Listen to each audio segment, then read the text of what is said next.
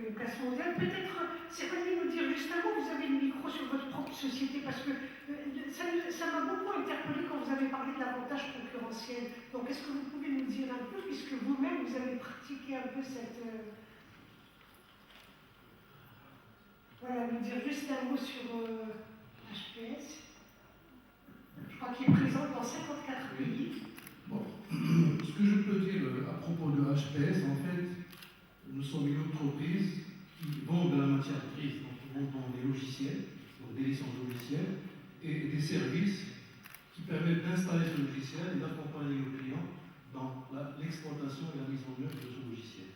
Et donc, finalement, notre principal capital, je dirais presque notre capital unique, c'est le capital humain.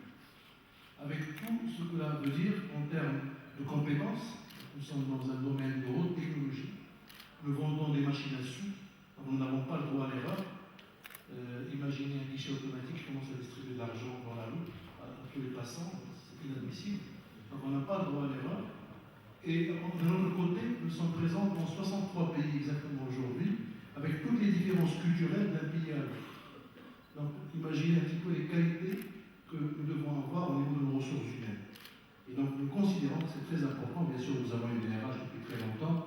Nous avons également créé une école qui s'appelle HPS Academy, qui est un département à l'intérieur de l'entreprise, qui s'occupe entre autres de la formation des nouvelles recrues pour leur parler un petit peu de notre métier, mais surtout de nos méthodes, des problématiques de comportement, de savoir-être, etc. Et bien sûr, nous avons aussi un personnel qui se déplace tout le temps.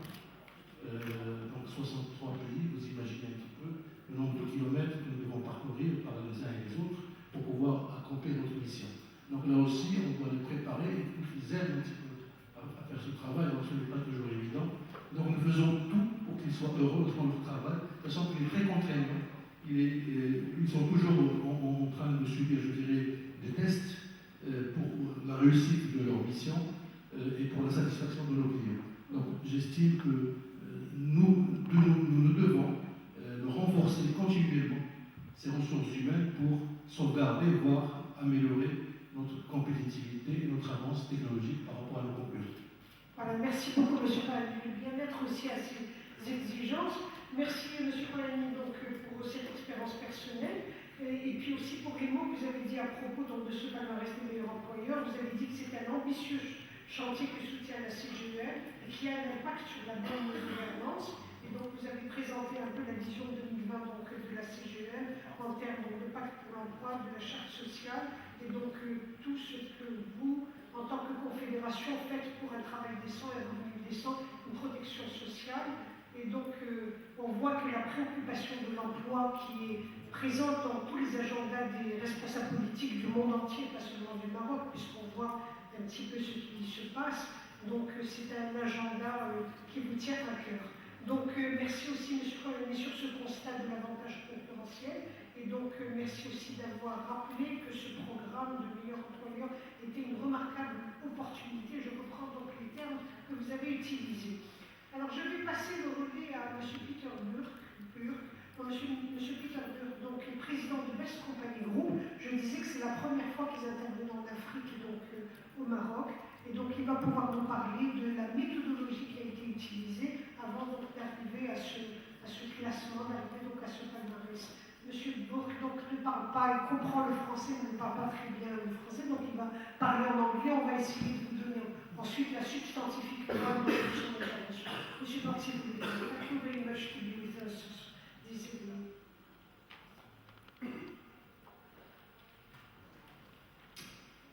Salam alaikum, Casablanca, Morocco, et bonsoir. Merci beaucoup de me permettre de faire partie de cette soirée spéciale. En français, n'est-ce pas très bon? Donc, veuillez mettez de parler English. Très bien, merci beaucoup. I am really happy to be here to help you celebrate on this special evening. With so much negativity around us, pausing to recognize excellence is truly refreshing and inspiring. This is the first program of its kind in Morocco and Africa, so I'd like to thank LICOM for having the leadership to make this recognition a reality. Best Companies Group manages nearly 40 similar programs in America, Canada, and in the UK. Morocco. Our mission is to identify and recognize great places to work, and that is what we are doing here this evening. And we do that through employee engagement surveys and employer surveys. And our organization, Best Companies Group, has set the worldwide standard for identifying great places to work. On behalf of Best Companies Group, I say congratulations to the award recipients in the room tonight. This award represents the best of the best. You have achieved success where many have fallen short. According to your employees, you have created workplace cultures where they love to come to work. And not only do they love to come to work, they are connected to you as an employer and to the product they produce. There are a lot of organizations that have not yet made that same commitment to improving their workplace culture. Those employers are seeing their turnover going up, their productivity going down, and their financials on perhaps shaky ground. I'm sure they would love to switch places with you to be here tonight. Winning this award will have many benefits to the winners. Our research shows us that winning this award helps with turnover going down. You'll see better qualified job applicants. Your employee morale will go up, as well as the other benefits that you'll receive, being able to market and recruit better as a winner of the Best Employers program, as well as the reports that you receive. And we're going to get into a little bit more detail on that process in just a little bit. So, merci beaucoup. Thank you for having me. And turn it back over.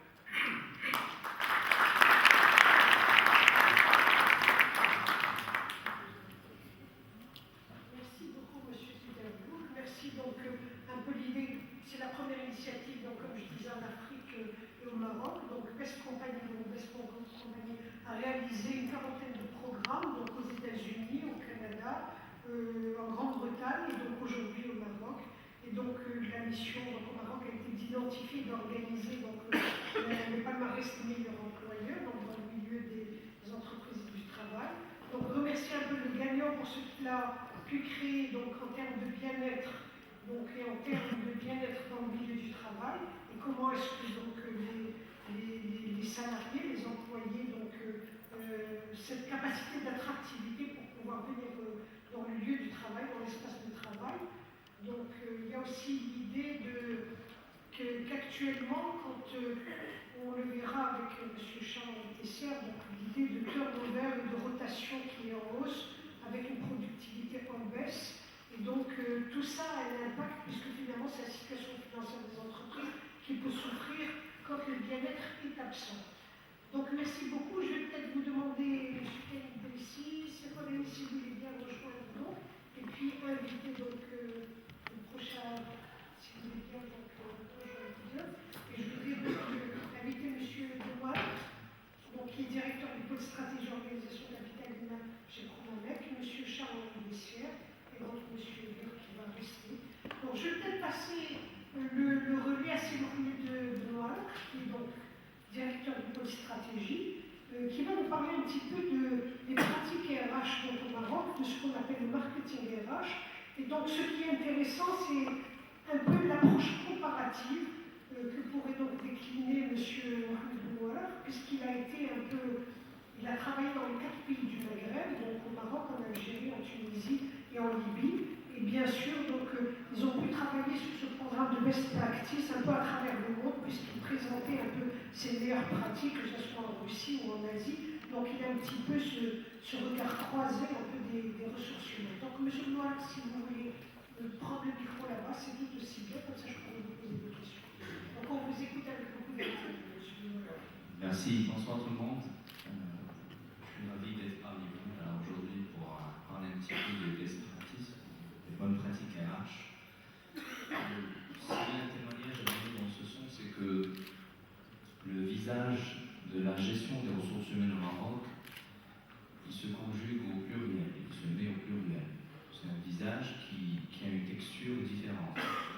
Dans ce visage, on peut trouver une peau lisse, on peut trouver un peu de fond de teint pour cacher des défaillances, on peut trouver aussi des cicatrices et on peut trouver aussi des plaies ouvertes. C'est qu'il est très difficile de parler de standardisation de pratiques RH au Maroc.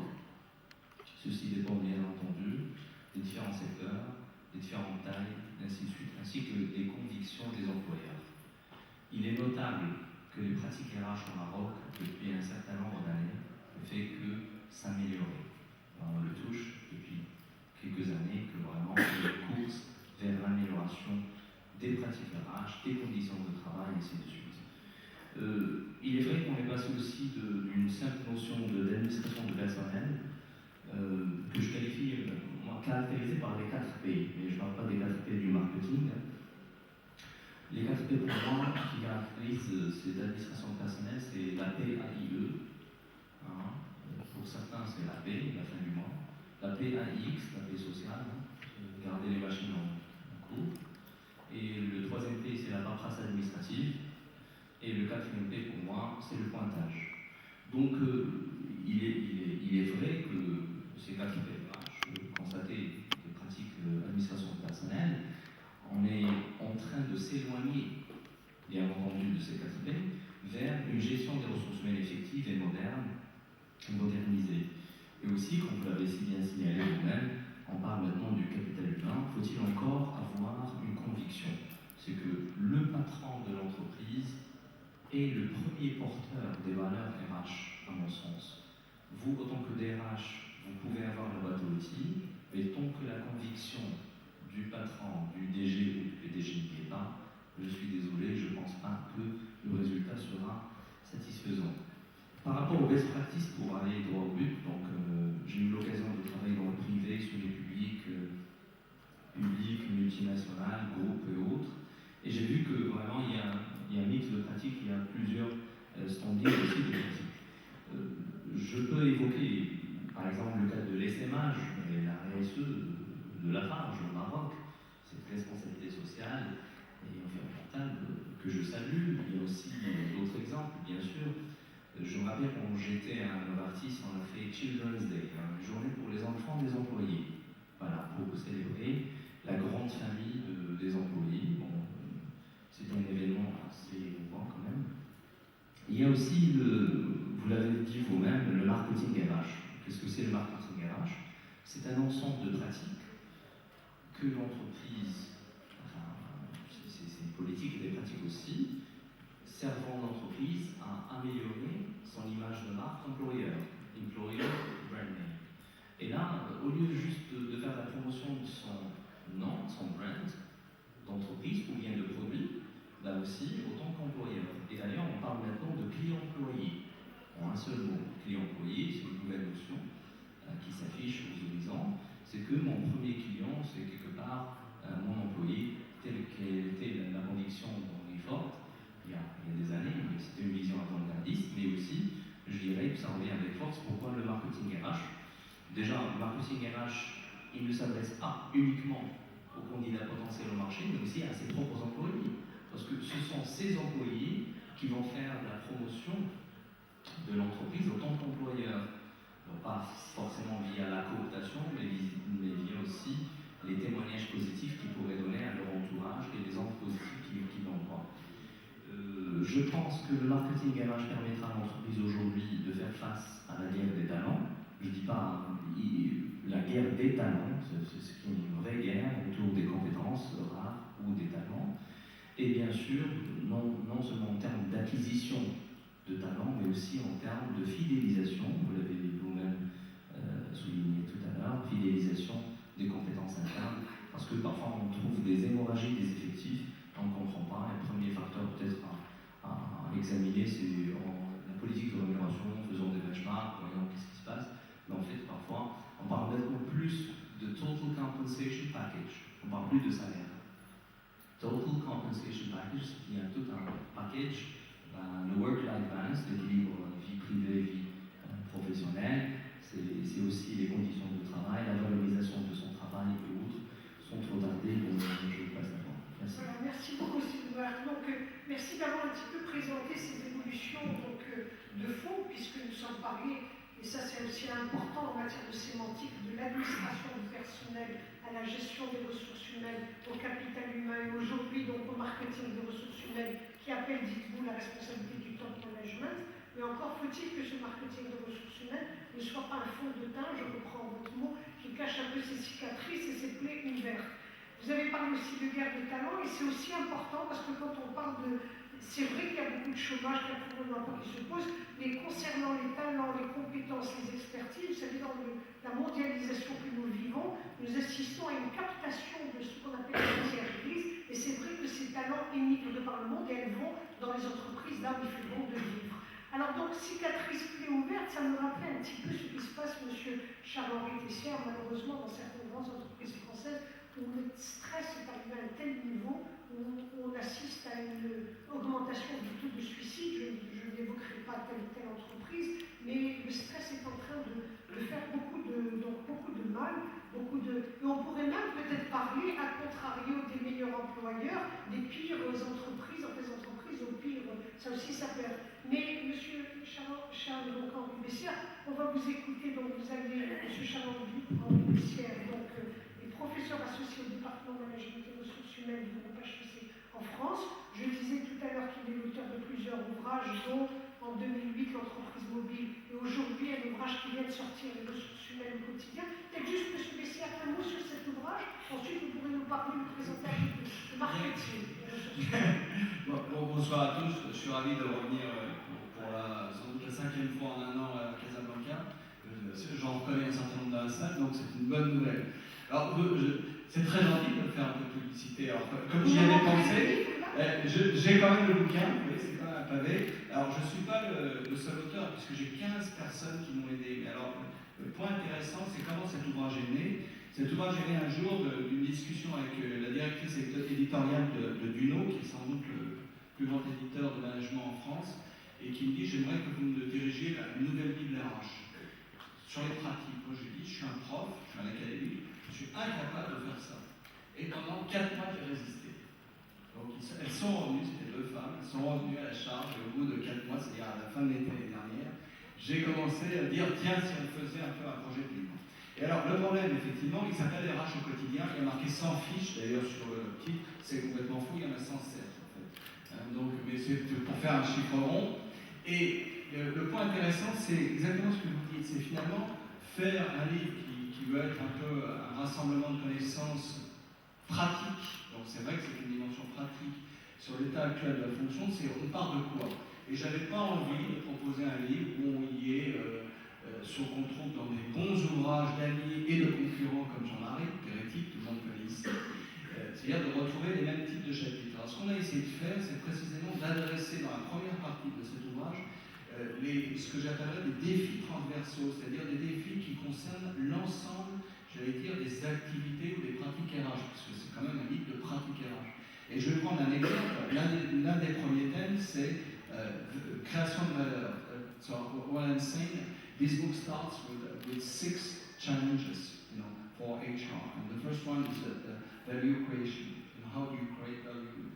Et donc, cet ouvrage commence avec cette idée de la création de valeur, parce que je suis intimement convaincu, et je l'avais par exemple écrit il y a 23 ans dans un autre livre qui s'appelle Vers une gestion stratégique des ressources humaines, c'est que cette fonction et ce domaine-là n'est pas mis encore en avant. Alors, je suis content de voir que la CGEM et d'autres organismes aujourd'hui reconnaissent l'importance du capital humain, donc comme facteur clé de compétitivité, mais il y a, je dirais qu'on a encore beaucoup d'entreprises qui ne le voient pas comme ça. Alors ça, c'est le premier thème. Et puis il y en a d'autres, par exemple, il y a la RSE qu'on a évoqué. Il y en a un autre, c'est l'engagement. Et donc là, on est vraiment sur le thème de ce soir. Il y en a un que j'ai mis, parce que je pense que c'est un défi important, qui est le thème des systèmes d'information. On a beaucoup d'enjeux autour des systèmes d'information. J'ai même vu à la sortie de cette salle un nom bien connu, mais c'est vrai que c'est très important, puisque ça reste quand même un backbone du fonctionnement RH. Et puis je termine quand même par l'ouverture internationale, parce que je pense que même quand on est un RH local, on a un intérêt à comprendre les enjeux internationaux. Donc, et après, on déroule dans ce livre toutes les pratiques que vous pouvez imaginer. Donc voilà, ça c'était la page de pub. Il vient de sortir, il est un peu cher quand même, il est à 55 €. Duno n'a pas pu faire moins cher parce que c'est un livre qui est assez original dans sa conception. Il est énormément graphique. Donc c'est ce qui d'ailleurs a rendu la chose difficile, parce que pour être honnête avec vous, j'ai réécrit pratiquement la moitié du livre. À partir du texte, des textes que j'avais. C'est-à-dire que j'avais des textes bruts, et après il a fallu retravailler tout cet été les textes. Mais les auteurs m'ont donné des textes bruts. Alors maintenant, par rapport à la question que vous posez, et tendances. Alors, vous disiez à l'instant, le marketing RH, je dirais, c'est peut-être un stade d'évolution, peut-être un des stades les plus récents d'évolution des ressources humaines. Alors là, je suis complètement d'accord. Je suis complètement d'accord, mais il faut être un peu prudent avec cette notion de marketing RH. Parce que, évidemment, on va vendre l'entreprise. On va avoir ce type de classement. On va être bien positionné dans ce classement. Et d'ailleurs, ce qui est frappant, c'est de voir qu'il y a effectivement ce classement, il y a d'autres types de classements qui disent tous la même chose, c'est-à-dire finalement quelles sont les entreprises où il fait bon de vivre, où il fait bon de travailler. Donc et avec un certain nombre d'indicateurs et de méthodologies qui sont sérieuses, parce que quand on interroge les employés de façon un petit peu autonome, indépendante, on a quand même sans doute des résultats. Mais le risque, si vous voulez, c'est qu'une fois qu'on annonce une promesse, c'est un peu comme une promesse produit, hein, pensez à des produits que vous achetez, eh bien le problème c'est comment après c'est vécu de l'intérieur. Et je crois que le vrai défi, il est moins à l'extérieur, parce que vendre une image et vendre, on peut toujours le faire. Par contre, que cette image soit réellement perçue au quotidien, et au quotidien par les salariés, ça c'est très important. On le vérifie évidemment avec cette enquête salariée, mais le vrai défi, ça va être la continuité. Et d'ailleurs, je pense que c'est pas seulement, et alors je suis complètement d'accord avec lui, les RH, c'est d'abord une priorité du directeur général, ça devrait être la première priorité du DG, mais c'est une priorité de tous les managers. Parce que c'est au quotidien, le salarié qui dans une usine, là je vais prendre une entreprise célèbre ici, l'OCP, qui dans un site de production de l'OCP ne vit pas ce qui est annoncé en haut, ça cause peut-être un problème. Et c'est la même chose pour une entreprise, vous l'avez cité. C'est vrai que les cas de suicide que vous avez évoqués dans les entreprises françaises, alors il ne faut pas non plus taper trop sur France Télécom, parce que c'est l'entreprise que évidemment tout le monde a en tête. France Télécom n'a pas eu, statistiquement, c'est horrible à dire, mais plus de suicides que beaucoup d'autres entreprises, simplement ça a été plus visible. Alors je n'ai pas dit que c'est justifier ces suicides, attention, je suis très prudent. Mais il faut quand même, on a tapé un peu trop sur cette entreprise. La vraie question qui a été posée, dans le cadre de France Télécom, c'est notamment en matière de RH, le fait que cette entreprise a essayé de faire un maximum d'efficacité, on va dire augmenter énormément la productivité de la fonction RH, et notamment une chose qu'ils ont fait, à mon avis, et ça c'était une grave erreur, c'est de retirer les RH des entités. Il n'y avait plus de RH à qui les gens parlaient. Et comme vous le savez, quand on parle d'un bulletin de paye, on parle de son bulletin de paye, mais on parle aussi de sa vie. Il y a une autre relation. Et donc, qu'est-ce qu'a fait le nouveau directeur général, le nouveau PDG? Il a remis des RH de terrain. Et ça, c'est un problème.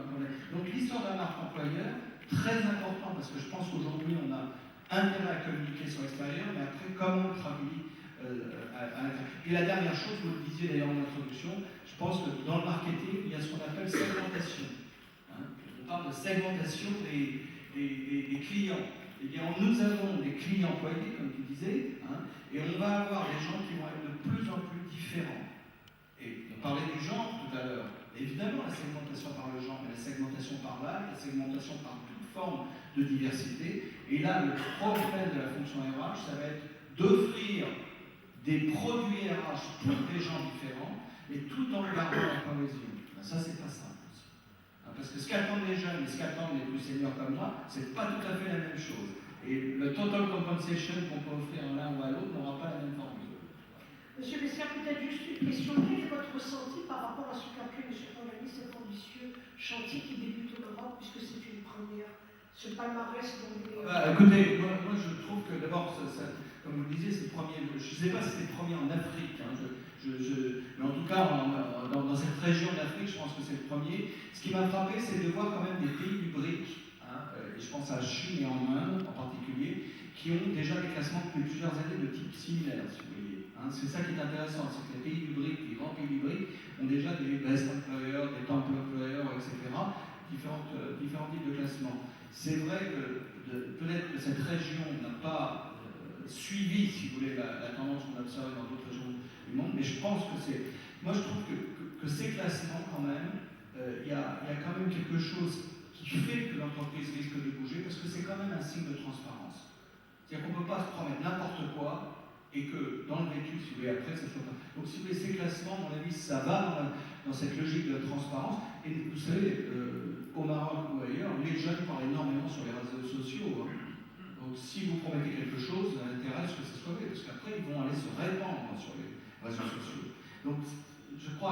c'est une initiative heureuse, courageuse. Simplement, il faut effectivement qu'après, dans le quotidien, tous les managers, et pas seulement les RH, sentent leur responsabilité.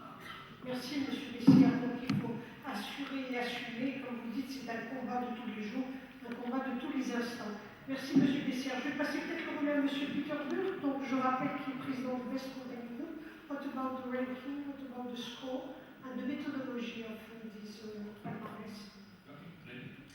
I'd like to actually try to Karim. This program, the process, is based upon a very simple philosophy. The workplaces are truly great if the employees who work there say so. And on average, in Morocco, the percentage of satisfied and engaged employees is somewhere around 30%. For the winners in this room tonight, 85% of their employees are connected to them as an employer. Si vous me permettez, je vais juste traduire un peu les grandes lignes par rapport à ce qu'a dit notre ami Peter. Il dit que globalement, quand on a fait sur une base statistique la moyenne de la satisfaction des collaborateurs par rapport aux entreprises qui ont collaboré, qui ont participé au palmarès, et qui sont plus qu'une quarantaine, nous avons trouvé qu'il y avait la moyenne de la satisfaction des collaborateurs tournée autour de 30%. Aujourd'hui et ce soir, les entreprises lauréates, gagnantes, les top 5 des entreprises marocaines lauréates pour l'année 2011, on a trouvé que la satisfaction des collaborateurs dépassait ou avoisinait les 85%, ce qui est assez remarquable. I think that may have been translated as satisfaction, and it's really engagement. You might want to make that point because there is a difference between satisfaction and engagement. Absolument. Un des points qui est fondamental, c'est la différence entre l'engagement et la satisfaction. En fait, quand peut-être on utilise le mot satisfaction, c'est par rapport éventuellement à une politique publique et une politique RH globale au sein de l'entreprise. Mais par rapport à l'engagement, et c'est assez un point fondamental, c'est que en anglais on appelle ça connected to the company, c'est que ces gens-là ressentent réellement un esprit d'appartenance et de connectivité par rapport à leur employeur. I think it's also important to recognize that this type of program and creating a great workplace in general, while great benefits are important, it really is about the employees and what creates the environment where they feel connected. You can have great benefits and be a lousy place to work. Alors, vous pouvez avoir beaucoup de bénéfices et ne pas être forcément la meilleure place où on peut travailler. Comme vous le savez certainement, et dans cette salle ce soir, il y a beaucoup de DRH, on peut acheter, il y a beaucoup d'écoles de conseil, je pense que les gens présents dans cette salle ce soir pourraient en témoigner. La grande tendance est de ne pas payer les mains des personnes, puisqu'on a dépassé de loin la révolution industrielle et le Charlie Chaplin avec sa caricature que tout le monde connaît. Et que